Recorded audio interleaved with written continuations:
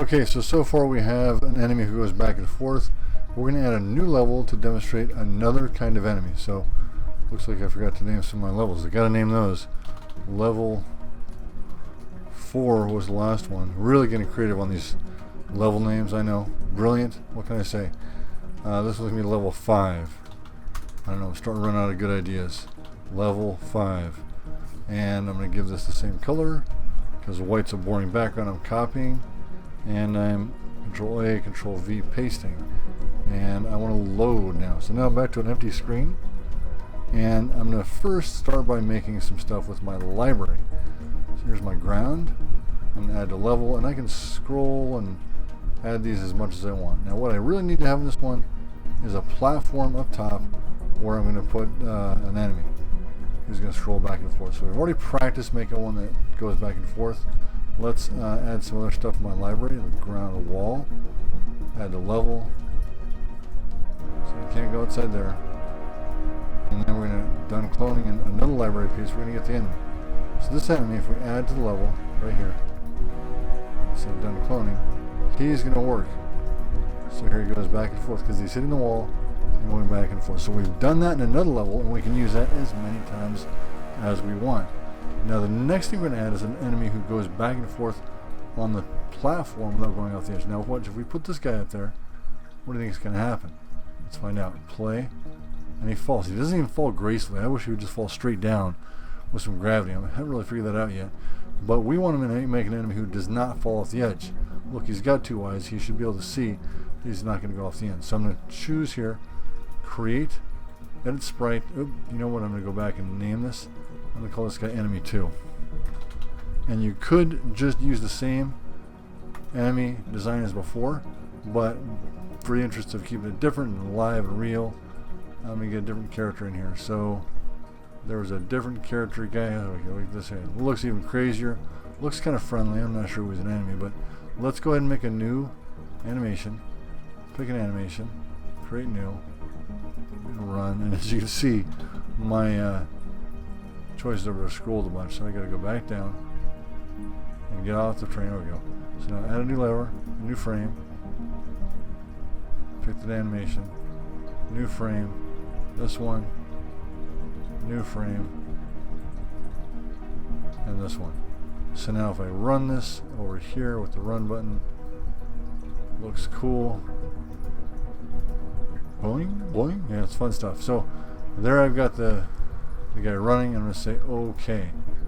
And we do need to add all the other behaviors to make it move. So as you may recall from before, we had a once, and the once makes the animation play.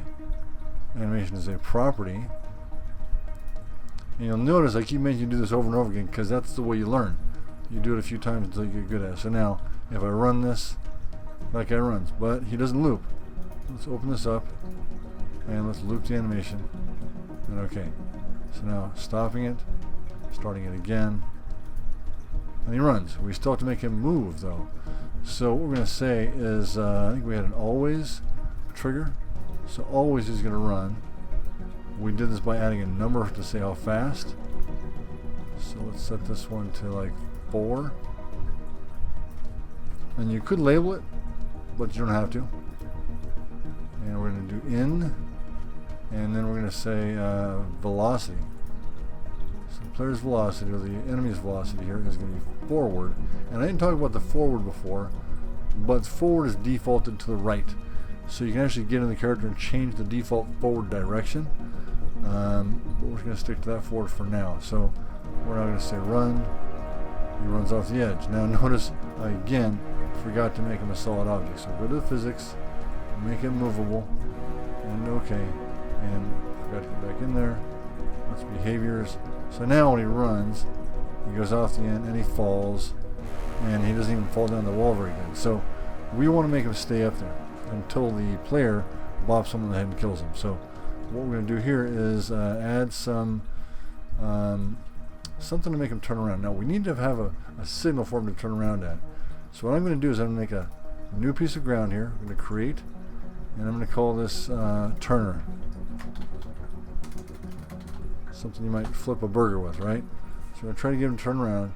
We're going to change the sprite, and I'm going to make it red like a stop sign. So if I use the paint bucket, I got that red. But frame 2, I'm going to use a different picture. So now we're going to get the animation thing and create new. I'm going to call this normal. Now why would I make this one frame that I'm not even going to see? Well, I need to see that that's different when I'm designing the level. So when I'm in design mode, I'm going to see the big red square. When we're playing, we're only going to see the grass. There we go. So let's say OK.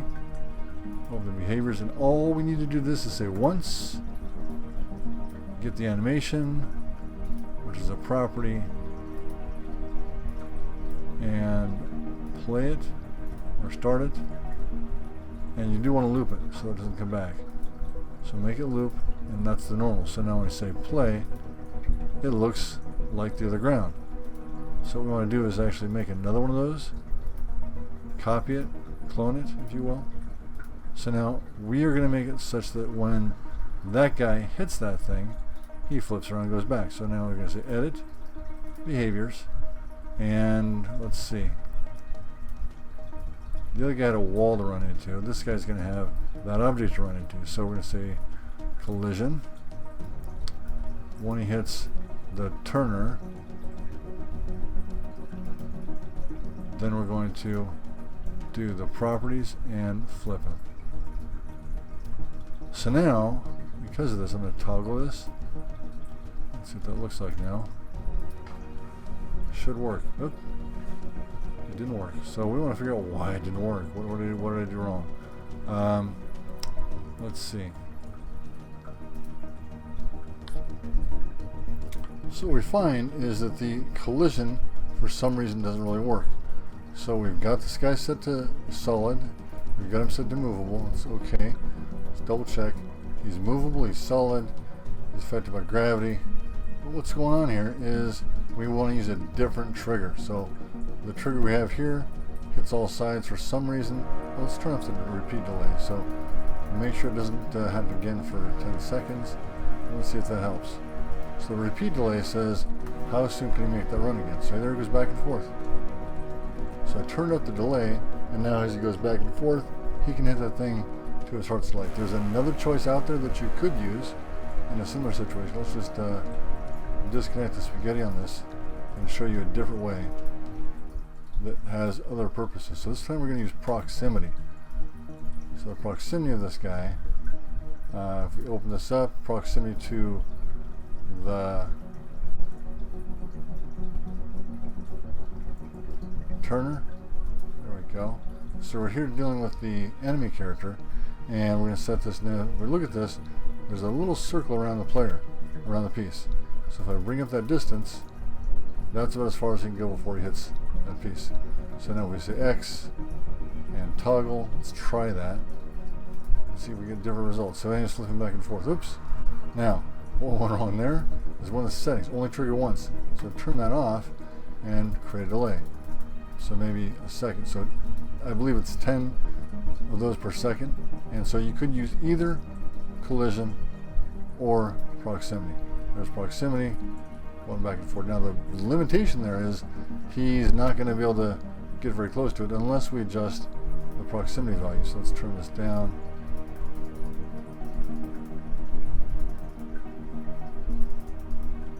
And okay.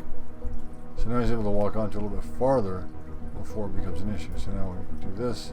Notice we're able to make some real-time changes on this and test them right in the spot. So this one, he actually gets to walk a little bit farther onto the object than with the collision. With the collision, as soon as he hits it, he goes back. But with the proximity, you actually have a little bit more control over how far he gets on there before he changes. And again, we've got a repeat delay on there. So oops, that didn't work at all. So too much proximity, I guess. Let's bring that back up again to like 13. We're going to stop it and run it again. And too far. Let's bring that up again. So we're pretty good at 15. Stop it and start it. There he goes. So about 15 on this, and that way he runs onto the platform a little ways, and you can use either the collision or the proximity, whichever you choose. That's it. See you soon. That was the 5th one. You're good.